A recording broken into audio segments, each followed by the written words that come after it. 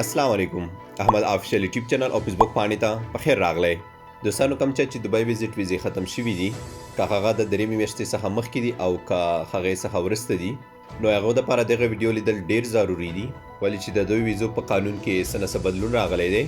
نو همدې له وجې دغه معلومات دوی ته ډیر ضروري دي تر څو پرې خبر شي. هیله مې دا ده چې دا ویډیو ما سره تر پایه پورې وګورئ او خپلو دغو واړو ملګرو سره یې شریکه کړئ تر څو ستاسو په تورې دوی ته دغه معلومات ورسیږي. که چیرې هم احمد آفیشل یوټیوب چینل ته نه وئ، دا د زنو سره ضرور سبسکرایب کړئ او که فیسبوک پاڼې ته نه وئ نو دا ضرور در سره لایک کړئ.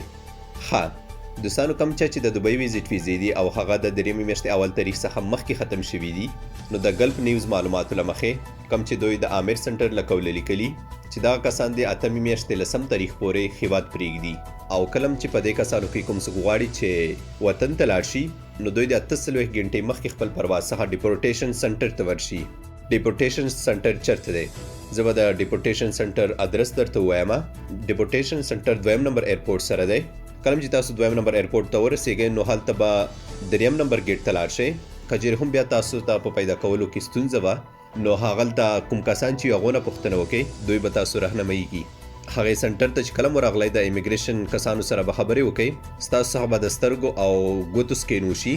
مخکې د خپل پرواز نه تاسو به په ایرپورټ کې د آوټ پاس او کم چې د ادارې پیس دی هغه به ورکړئ چې ټوټل 400 درهمه کیږي.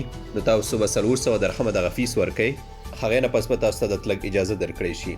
دغو کسانو پسې به د اتمې میاشتې لسم تاریخ پورې هیڅ مخالفه نه راځي.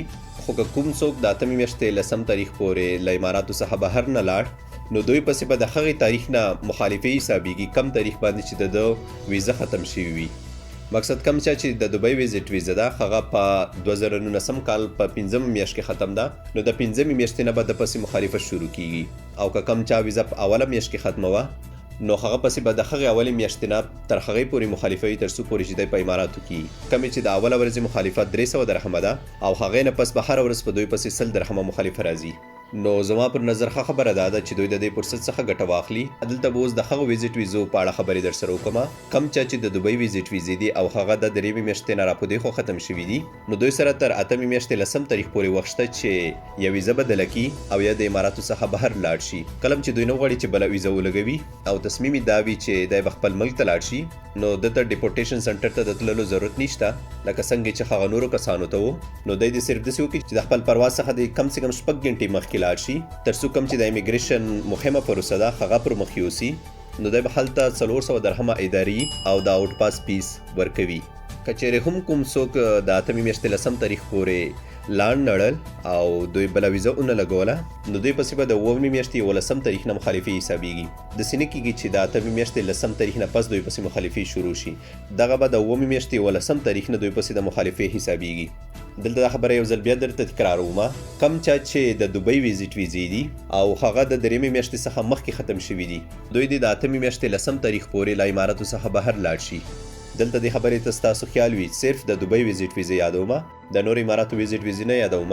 نو دوی ته د ګلف نیوز معلوماتو له مخې کم چې د عامر سنټر له قوله پره کړي دي، وایي چې دوی سره د اتمې میاشتې لسم تاریخ پورې وخت چې اماراتو څخه بهر لاړ شي. او کله چې دوی پرواز لري نو 48 غنټې د مخکې ایرپورټ ته ځنونه ورسوي. هلته په 2 نمبر ایرپورټ سره ډیپورټیشن سنټر دی. کله چې دوی 2 نمبر ایرپورټ ته ورسېدل نو هلته 3 نمبر ګیټ سره ډیپورټیشن سنټر دی. یا که تاسو ته 3 نمبر ګیټ نه وي معلوم، نو هلته کوم کسان چې وي هغو نه پوښتنه وکړئ، دوی به درته سپارښتنه وکړي. کله چې تاسو ډیپورټیشن سنټر ته ورغلی نو ستاسو څخه به د سترګو ګوتو سکین وشي. هغې نه پس به تاسو 400 درهمه د آوټ پاس او د ادارې کم فیس چې دی هغه ورکړئ.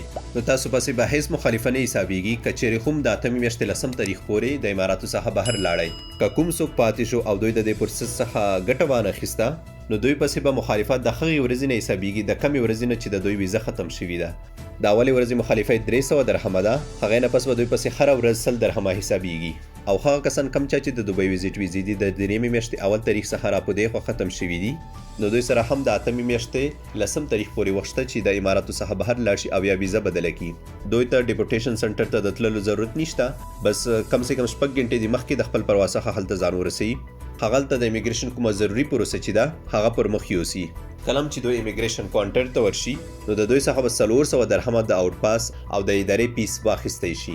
کچېرې هم کوم څوک د 8 میاشتې لسم تاریخ پورې له اماراتو څخه بهر نه لاړ او یا یې ویزه بدله نه کړه نو دوی پسې به د 9 میاشتې 11 تاریخ نه مخالفې حسابیږي. نو الله دې وکړي چې دغه معلومات تاسو ته ګټور تمام شوي وي. کچېرې بیا هم تاسو نه وئ پوه شوي نو ماته کمنټ وکړئ او یا د واتساپ له لارې میسج راته وکړئ. زه به کوشش وکړم چې تاسو ته په وخت جواب درکړم. او دلته یو هیله لرم چې دغه ویډیو تاسو خپل واړو ملګرو سره شریکه کړئ ترڅو ستاسو په ذریعه دوی ته دغه معلومات ورسیږي. نور کچېرې احمد آفیشل یوټیوب چینل ته نه وئ دا زنو سره ضرور سبسکرایب کړئ او کچېرې احمد آفیشل فیسبوک پاڼې ته نه وئ نو دا ضرور در سره لایک کړئ. نور مو په لاس پارم. د الله پامان.